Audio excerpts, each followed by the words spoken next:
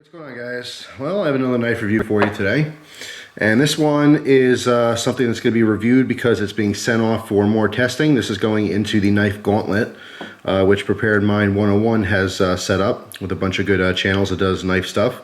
This is actually a knife that is designed by Swiss Army Zippo, which you can see the marking in the back, SAZ, and that is Nick. Nick is an awesome guy. I had a wonderful chance of meeting him in person.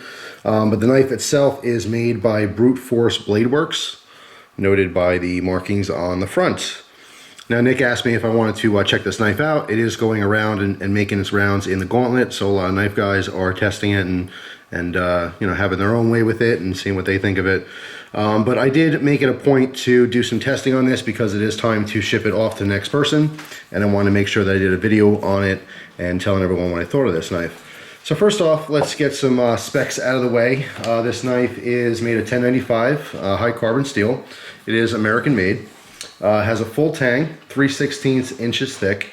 Scandinavian ground, 9.75 inches overall. It's got a 5.25 inch blade, 5-inch cutting edge, 4.5 inch micarta scales. This is a black micarta, although the customer, people who purchase this knife can pick whatever color they want.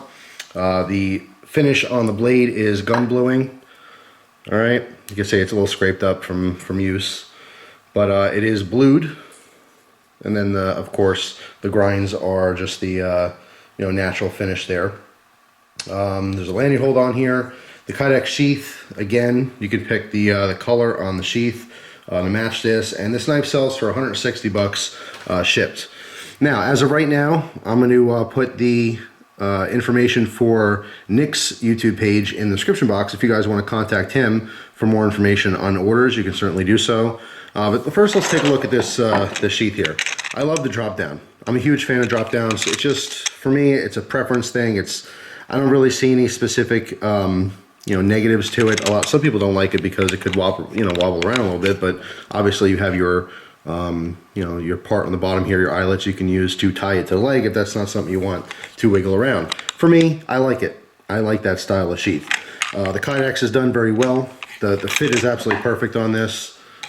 All right, nice snap in. Besides the actual tie part, if I can hold that steady, you can see that there's no wobble.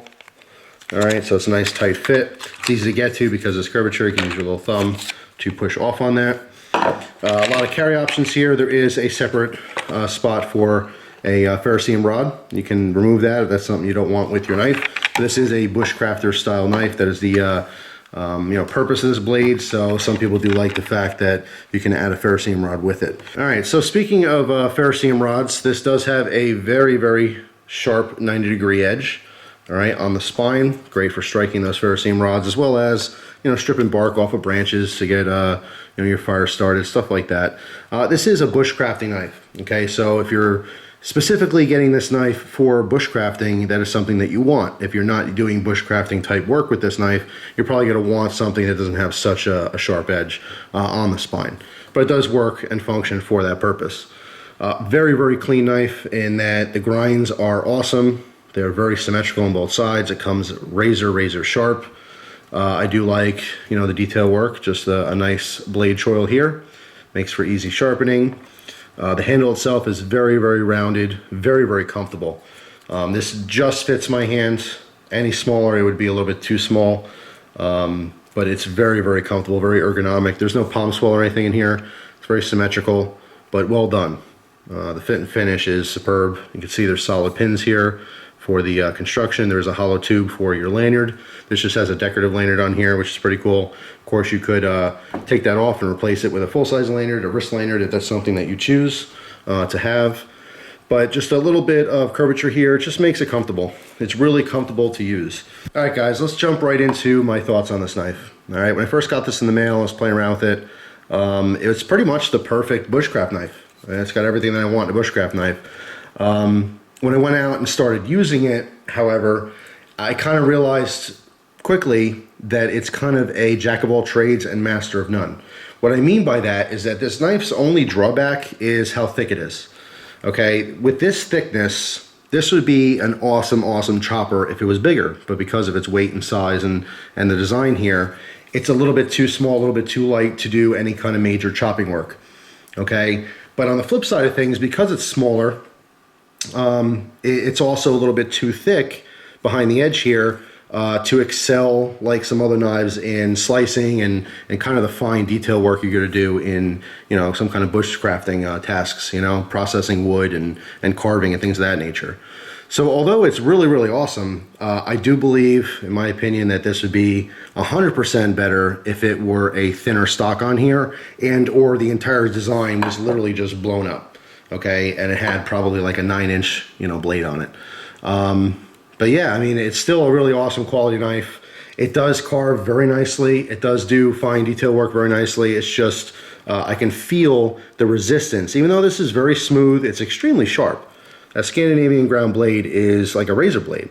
However, you can see, you know, how thick it is behind the edge there.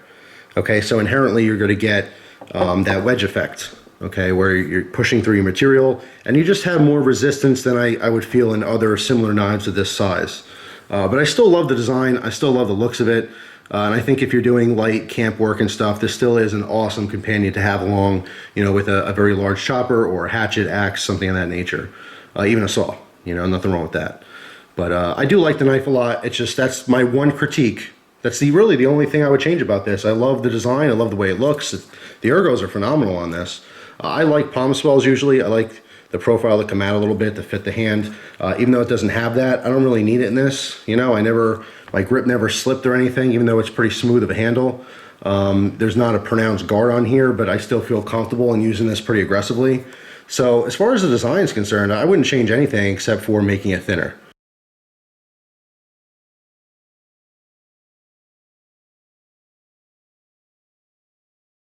So I appreciate you know, Nick sending this out to me to test. Very grateful for that, and I'm very excited to see the other guys in the gauntlet kind of, you know, put it through its paces and get their opinions as well. It's always good to get multiple opinions from multiple people. I'm not the end-all, know-it-all of knives. You know, I never claim to be. There's lots of awesome guys out there that are much more knowledgeable than I am in bushcraft and woodworking and things of that nature. So please check out those people who end up talking about this knife as well and get a grasp of the knife from, you know, a group of people as opposed to just one person. But that's my feelings. I just think it should be a little thinner. So that's all. Thanks for watching, guys. Hope you have an awesome day, and I'll see you guys soon. Take care.